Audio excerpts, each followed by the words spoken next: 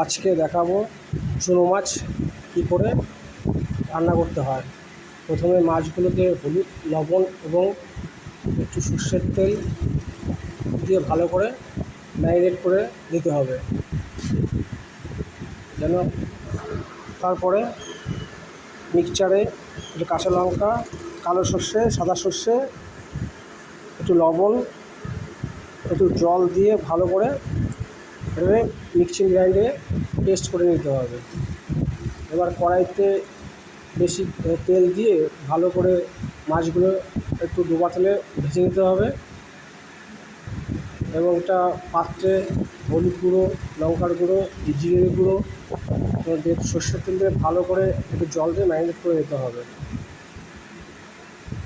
কড়াইতে একটু কালো জিরে ফোড়ন দিয়ে এবং ম্যারিনেট করা মশলাগুলো দিয়ে ভালো করে একটু জল দিতে হবে যেন মশলাগুলো লেগে না যায়। কড়াইতে ভালো করে দিয়ে নাড়াচাড়া করতে হবে এবং পরবর্তীকালে মাছগুলো দিয়ে ভালো করে নাড়াচাড়া করতে হবে যেন মাছ নিচে লেগে যায় এবং ওই সর্ষে বাটাটা ভালো করে দিয়ে দিতে হবে কড়াইতে, দিয়ে ভালো করে নাড়াচাড়া করতে হবে